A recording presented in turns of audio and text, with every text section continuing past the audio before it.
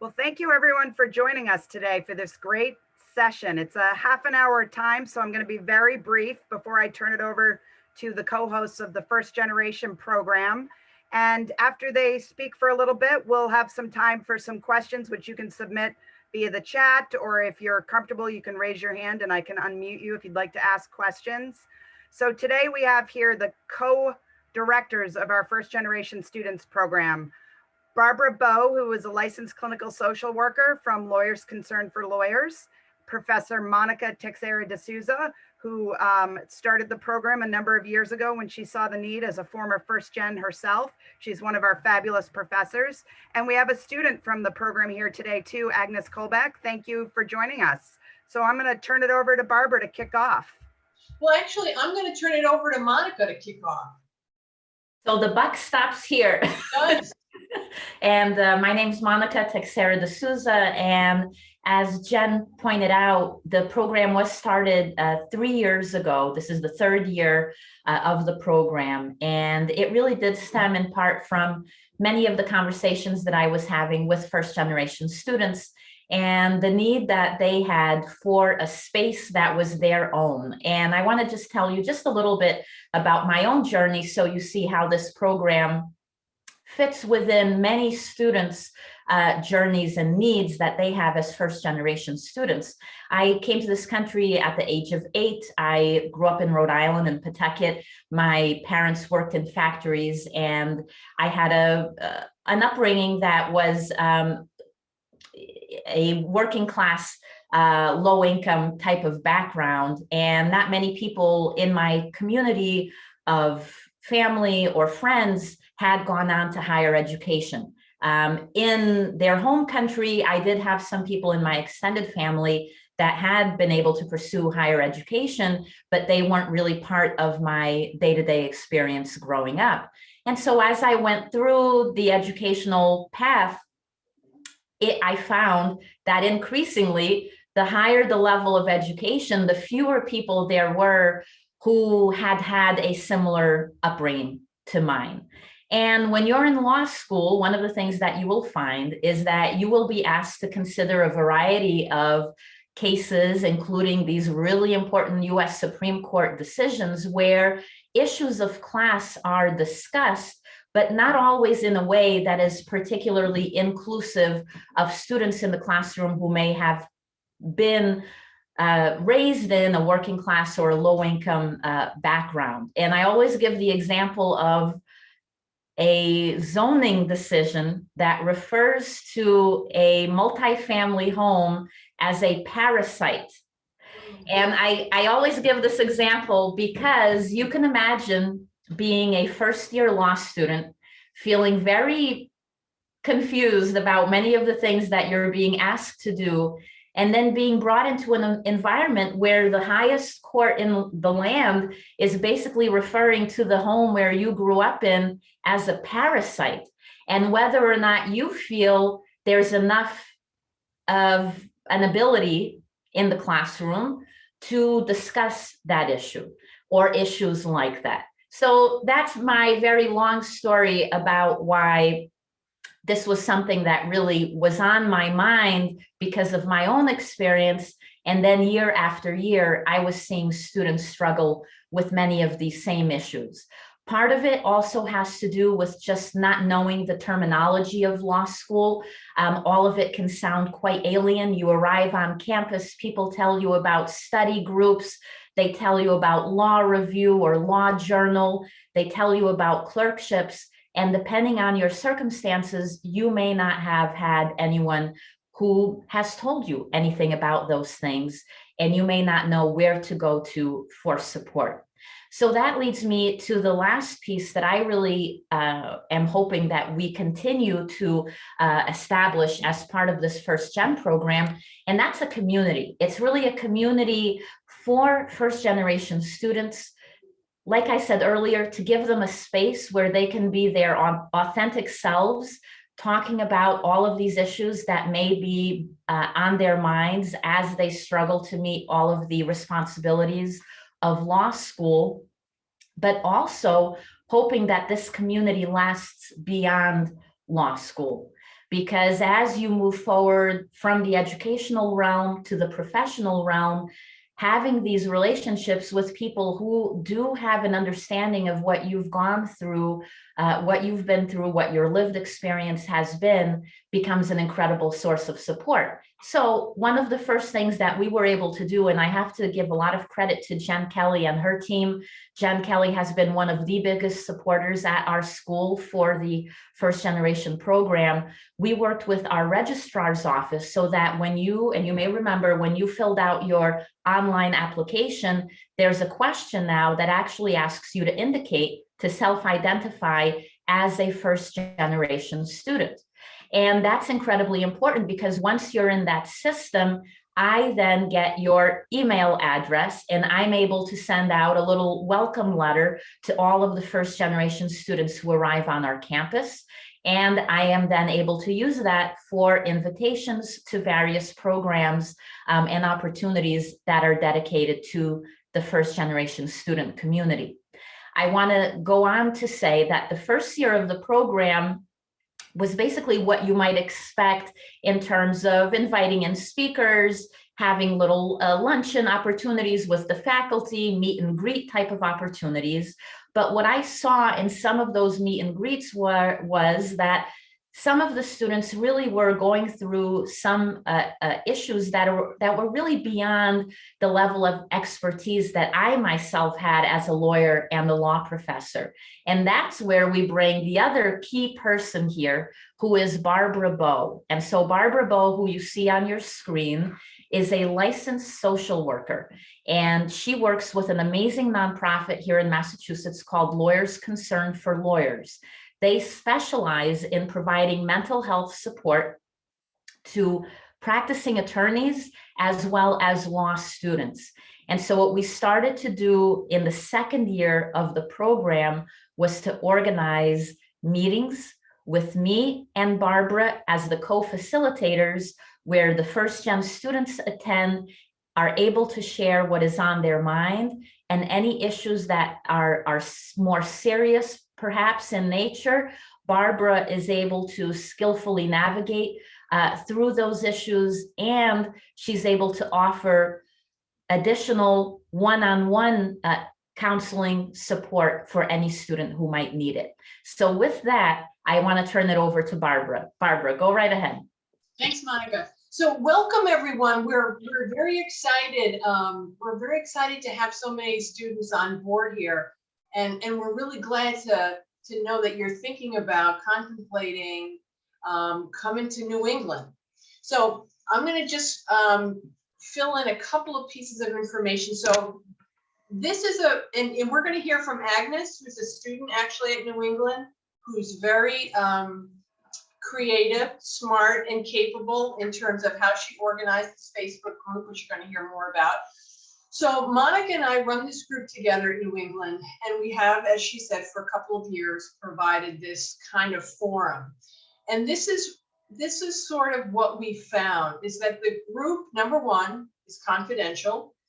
The group has no bearing at all on anything related to bar application. Sometimes people worry about that. And if you're going to be a Massachusetts student and you're going to sit for the bar in Massachusetts, you have no concern about that. We can speak to other jurisdictions, but we're not really going to waste time on that today.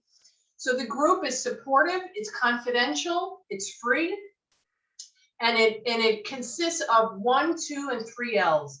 So, which is fabulous, because oftentimes, as Monica said, when students come to law school, they get really overwhelmed by the work. Lots of times, these are students who were really sort of success stories in college, and then they come to law school and all of a sudden they realize, wow, there's a lot of other smart people in the world, and it can be really overwhelming.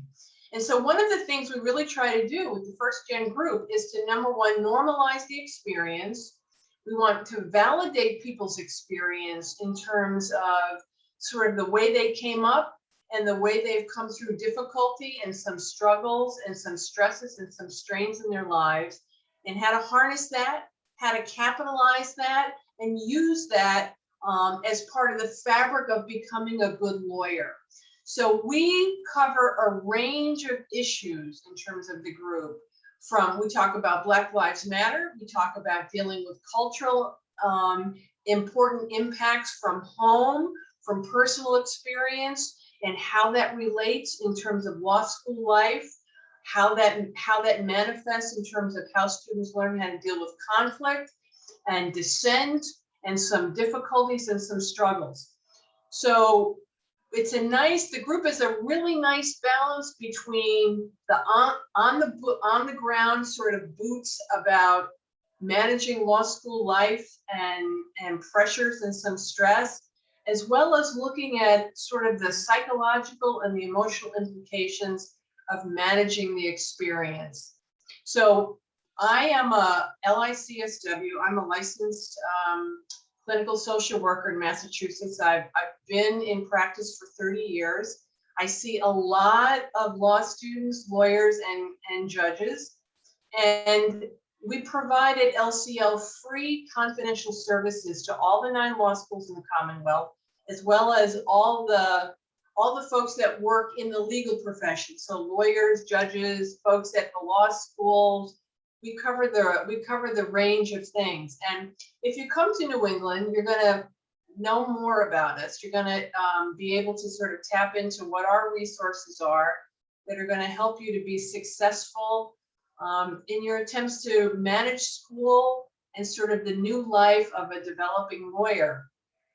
I'm thinking about if there's anything else of merit here to chat about before we introduce Agnes. So I think not. I think we can fill in any blanks if they come up. So Agnes, do you want to speak to these folks and tell them a little bit about yourself and sort of what you've put together at New England? Hi, everyone. My name is Agnes. I am a 2 full-time day student at New England. So I'm in my 2nd year, do this daytime, full-time. Congratulations, first of all, to all of you. I remember going through this process, and I genuinely, honestly, when applying to law schools, did not think I would get in anywhere. So being able to go to admitted students events was like a really big deal for me personally. So congratulations, really excited that you're here. I am a 1st generation law student. I was a 1st generation college student. I also have a master's degree. So I'm the first in my college first in my family to pursue an advanced degree of any sort at all. Going through those levels, I kind of thought that I was going to be okay, that I had it. You know, there were struggles in college, there were struggles in grad school, but I'm like, I've done that. I'm going to be good. And then you get to law school and you've probably heard, like, short version, it's hard. Law school is really hard. And I cannot tell you, I never used to cry before law school. And then 1L was like just me crying all the time. And as Professor Teixeira de Sousa said, so my year last year would have been the 2nd year of the program. I think at that point we were meeting once a month, maybe. And I remember going to her and being like, can we do this more? Because all of a sudden you're in a group of people that you can really relate to. Everybody's different. We all have different backgrounds, but there were so many people I felt in my class coming through that had parents who were telling them what to do, that had siblings who had been through law school or a similar degree of professional school. Maybe you have no familiarity with law school, but you come from a family of doctors, and at least you kind of understand even the basic. I remember New England put on an event and they said, wear business attire. And I was like, I don't even know what to wear. And it was anxiety inducing for me. And to be in a group of students that could relate and that could talk about that and that could provide different perspectives on how to tackle that really got me through that first year. And so this year came around, we're meeting bi-weekly, but even then I feel like what I'm hearing in the group is, I really wish we had a meeting last week. I had a really rough time last week. I had a really hard issue. The meetings that I go to are on Mondays, and then something comes up on Wednesday and people have to wait a whole other week before we see each other again, especially during these COVID Zoom times. And so I started reaching out to people, put together a little group chat on GroupMe. I don't know if you guys are familiar with the platform, just so that we can continue to provide each other support in between those meetings. really build that sense of community despite being very far away. I don't know what's in store for school next year, but I know our 1Ls this year have had a little bit of a struggle trying to meet people, trying to stay connected, and things are hard enough. We don't want you to feel isolated. I absolutely, definitely do not want you to feel isolated.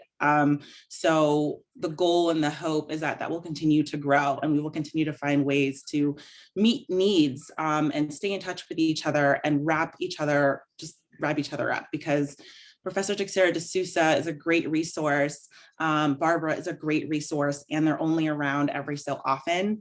Whereas we as students also, we're here in law school now. We all took the same midterm yesterday. Like, there's ways that we can support each other that our professors necessarily can't. And so we're starting to do more and more of that as time is going on. Somehow I ended up in charge of that. So here to answer any questions around that, or even take ideas. If you know you want to go to New England and there's something that you want to see, I will be here next year and we can work to make that happen. So. Thank you, Agnes. It's really nice to also get a firsthand experience from a student. I would now like to open it up to see if anyone who's attending has any questions. One just came through the chat, which is a great question. What types of networking events are held? Come interviewing season for summer associate positions, are events held with the Career Center to ensure we're prepared and have the resume to be included?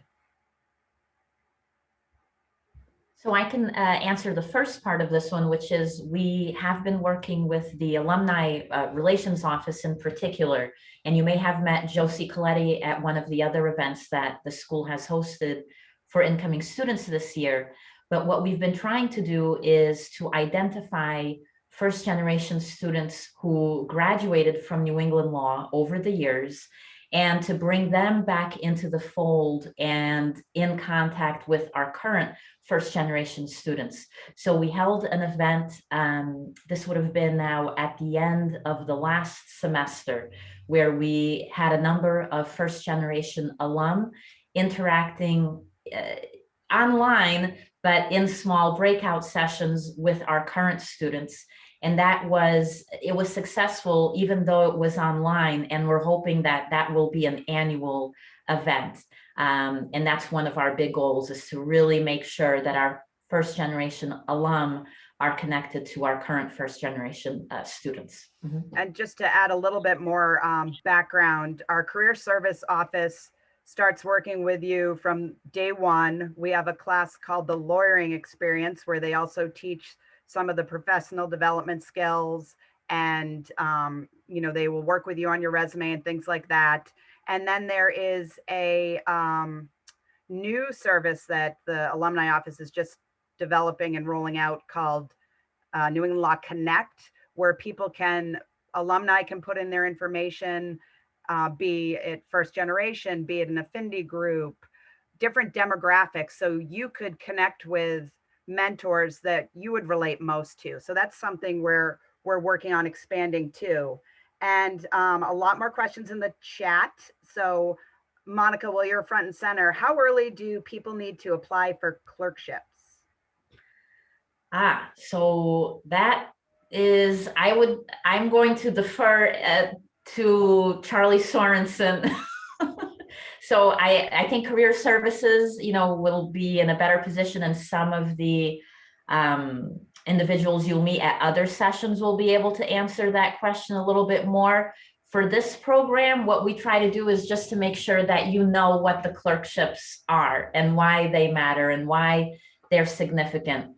In terms of the timeline, I won't be able to give you that information right now, but Jen can answer that. I can follow up with that too. And Agnes, actually, did you have a clerkship? I did have a judicial internship my 1L year. So I was actually going to say, I happen to know that usually it's about a year out. I am interested in clerking, so I would apply in August as a 3L to clerk the following year. So my 3L year, apply that August, go through that whole process, graduate, and then start clerking that either July, August, or September the following year. Thank you. Are part-time night students also involved in the first generation program?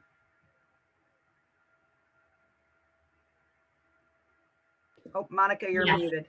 Okay. The evening students are involved. Logistically, there have been challenges. We're trying to work on that in terms of the times that we're holding events to make sure that everybody can participate.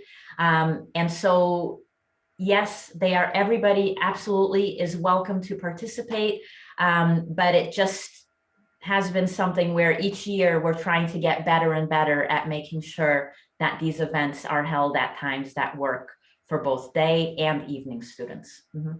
A related comment someone mentioned, which is a great comment. If possible, can these events try not to conflict with other groups and organizations such as the honors program and the minority student orgs? We actually have an all event calendar on our intranet, so we can all post events there, and we try as hard as possible not to schedule competing events because there is a lot of overlap between the different groups. I will say, I don't know if Agnes has found it, but we're having event overload this year because there's so many opportunities for people to connect because we're virtual. So it's been a challenge, but it's something we try incredibly hard to make sure it doesn't happen. I also want to comment, a lot of the organizations or a lot of the events that happen are student initiated and student run. So I'm a part of a few of the affinity groups, and we all talk to each other. So we have a few events that are coming up. We're trying to push in before the end of the year comes. And so you have like Outlaws trying to plan something. You have the Latin Students Association, you have the Black Law Students Association. We have all of us trying to do stuff at the same time, and we all know each other because it's a small community. So when I'm trying to plan something for the Black Law Students Association, I reach out to the people in other groups to be like, hey, we're thinking of doing something Thursday at 6. Are you doing anything that week? You're doing something at 4, then we can move ours. We collaborate on that to try to make it work. And then in regards to the evening students, I have seen spotty presentation of evening students at the formal first gen events, but they are involved in the group chat. And so the community, you still have access to the community. You still get to meet all of us and talk to all of us and use all of us as resources. You just may or may not be able to make the formalized meetings every couple of weeks. I'll direct this next question to Barbara because you have such a broad network through the work that you do.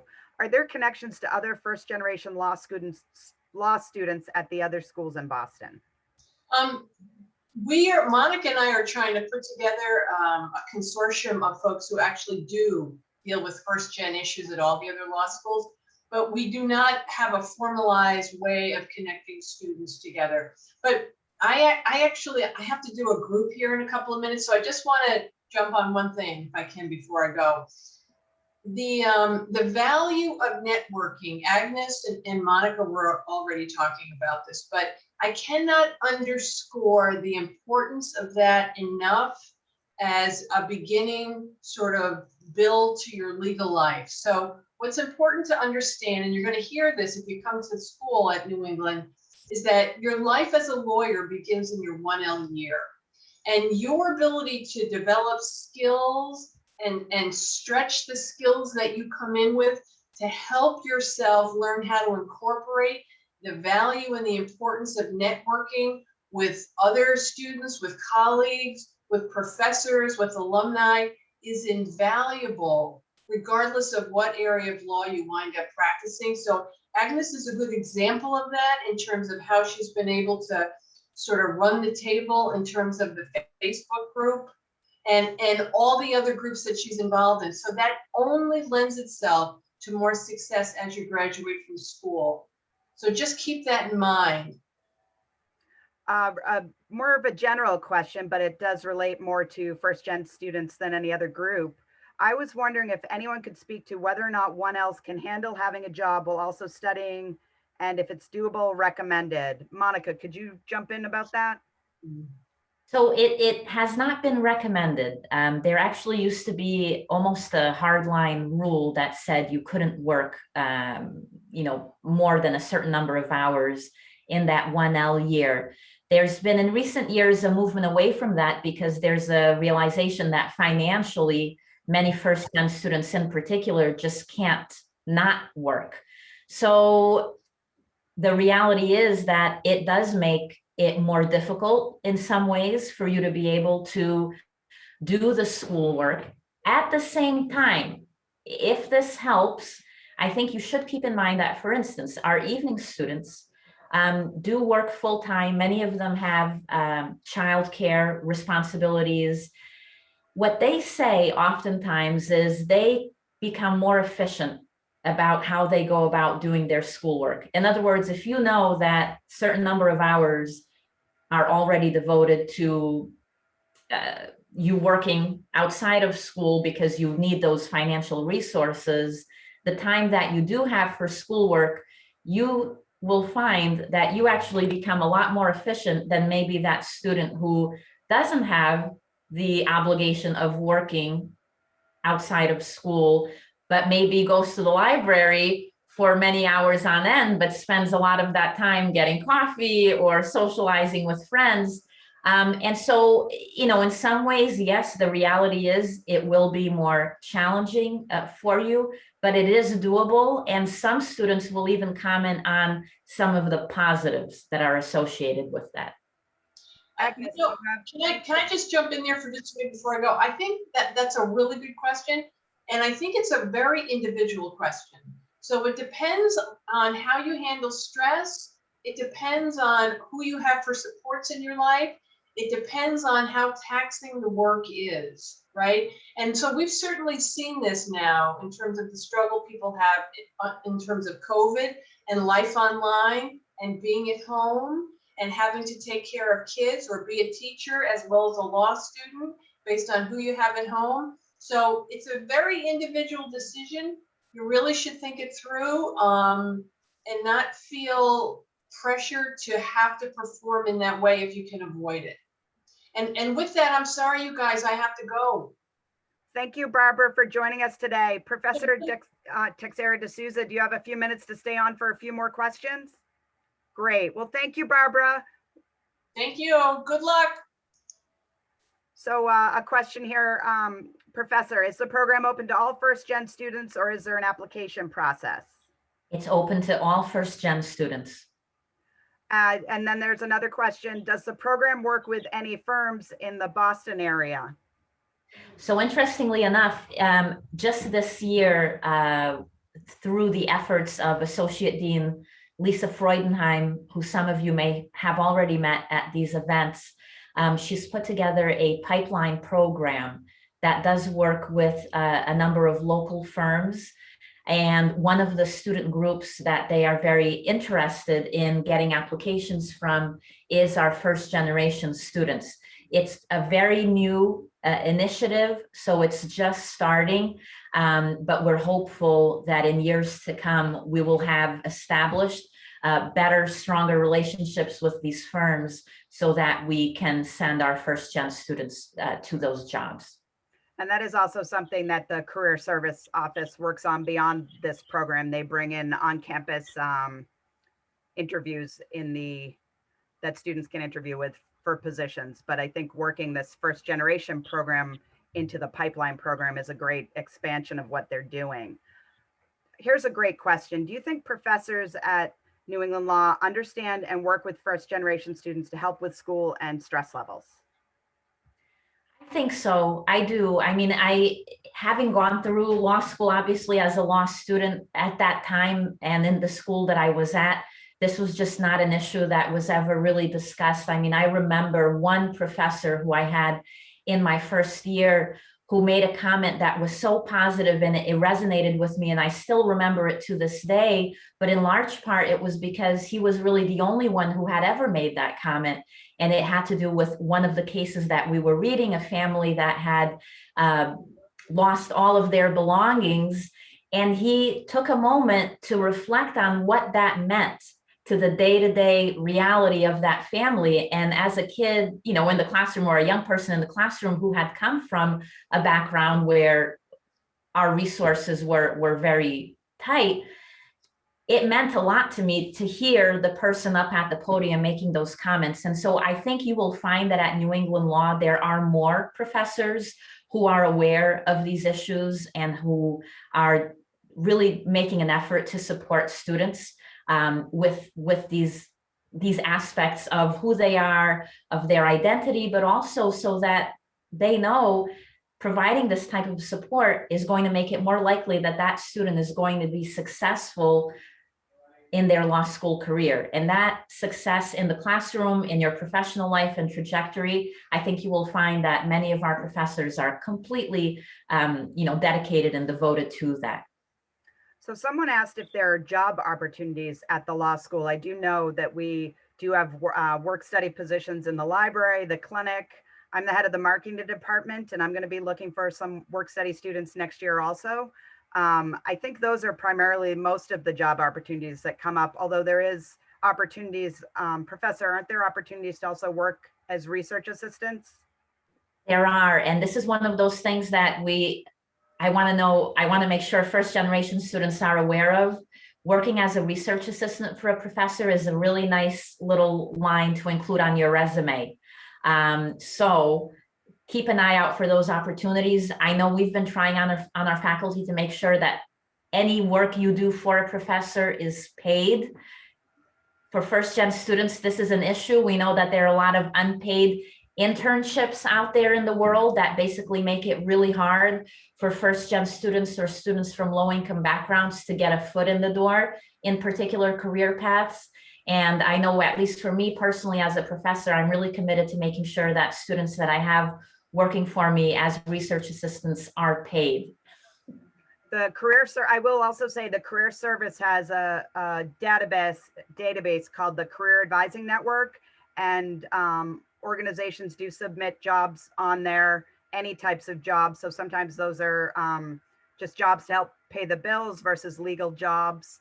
And there was another point I had related to that, which I've forgotten. Oh, the summer fellowship program is also an opportunity. After your first year of law school, we have a program where you can get a legal job either on your own or working with the Career Service Office, and the school pays you a stipend of $3,500. So that way you can work in the summer and make money, but also get legal experience. And that's open to all students also. So I just wanted to make note of that.